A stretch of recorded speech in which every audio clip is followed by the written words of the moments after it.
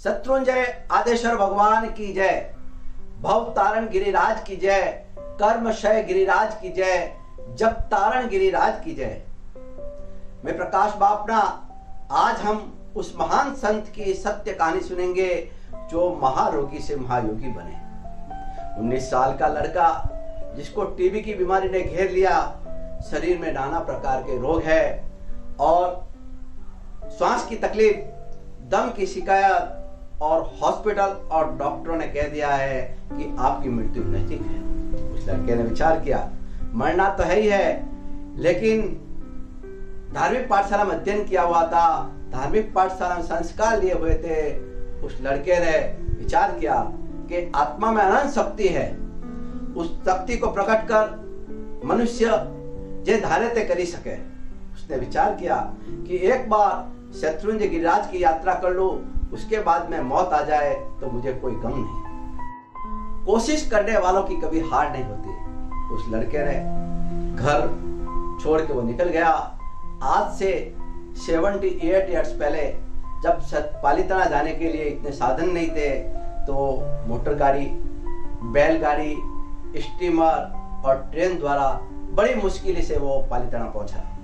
पालीताना पहुंचने के बाद में वह उपाश्रय में जाकर पूज्य गुरु भगवान को कहा कि गुरुदेव मुझको दीक्षा दे दीजिए।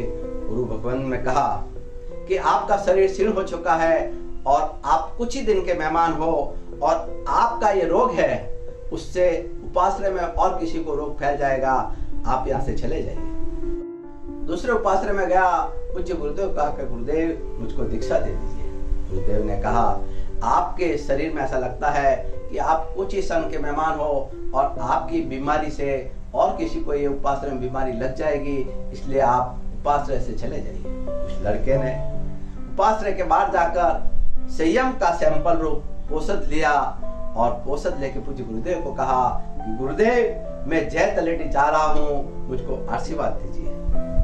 गुरुदेव ने आशीर्वाद तो दिया, लेकिन मन में विचार किया गुरुदेव ने कि ये मेरा अंतिम आशीर्वाद होगा।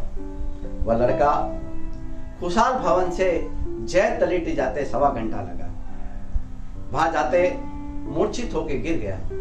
फिर उसकी आंख खुली तो उसने देखा मैं जय तलेटी पहुंच गया हूँ, इस शत्रुंजय गिरिराज की गोद में पहुंच गया हूँ। अब मुझे कोई चिंता नहीं है, अब मौत भी आ जाए तो मैं हंसते हंसते स्वीकार कर लूंगा। शत्रुंजय गिरिराज की जय तलेटी पर चैत्यवंदन करके फिर आगे बढ़ा तो बाबू के देरासर पहुंचते 1/2 घंटा लगा। वहां मूर्छित होकर गिर गया, मुंह में से फिन निकलने लगी। पुजारी और सब यात्री इकट्ठे हो गए, लगता है इस लड़के की मौत हो गई है। फिर आंख खुली उसकी और वो बाबू के देरासर दर्शन करते हुए वो 4 घंटे के बाद में शत्रुंजय गिरिराज के आदेश्वर दादा के दरबार में पहुंचा, दादा का दर्शन किया। शरीर कंपने लगा, शरीर में धुजारी होने लगी और इधर आदेश्वर दादा की दिव्य कृपा, दिव्य दृष्टि उसके ऊपर पड़ने लगी। शरीर में पावर, ऊर्जा, शक्ति और स्वस्थता आने लगी। सारी बीमारी खत्म हो गई। उसने उस दिन 24 उपवास करके 3 यात्रा की, फिर दूसरे दिन 24 उपवास करके 4 यात्रा की और फिर जय तलेटी पर आकर आदेश्वर दादा की चरण पादुका के सामने उसने दीक्षा अंगीकार की। विक्रम संवत 1999 में उसने दीक्षा ग्रहण की। विक्रम संवत 2025 में उनको पन्यास पद प्रदान किया गया। विक्रम संवत 2031 में आचार्य पद प्रदान किया गया।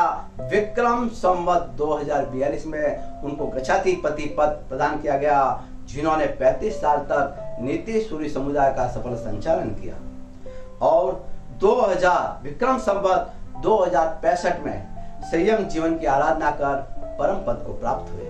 ऐसे आचार्य अरिहंत सिद्ध सूर्य जी महाराज साहब के चरणों में कोटि कोटि नमन, कोटि कोटि वंदन, कोटि कोटि नतमस्तक। केवल ज्ञानी अयमुत्ता मुनि ने नारद जी को शत्रुंजय गिरिराज की महिमा बताते हुए बताया है कि 24 छठ करके जो शत्रुंजय गिरि की 7 यात्रा करता है, उनको तीसरे भव में मोक्ष की प्राप्ति होती है। इस गुरुदेव ने 1 नहीं, 2 नहीं, 4 नहीं, 100 नहीं, 200 नहीं, 468 24 छठ करके अनेक यात्राएं की, जिनके उपदेश से, जिनकी प्रेरणा से, जिनकी दिव्य कृपा से, जिनकी दिव्य दृष्टि से पालिताना में अद्भुत एवं भव्य अड़ीदीप 170 जिनालय बना हुआ है। आप सभी उनका दर्शन वंदन पूजन कर अपने जीवन को धन्य बनावे। जैनम जयति शासनम।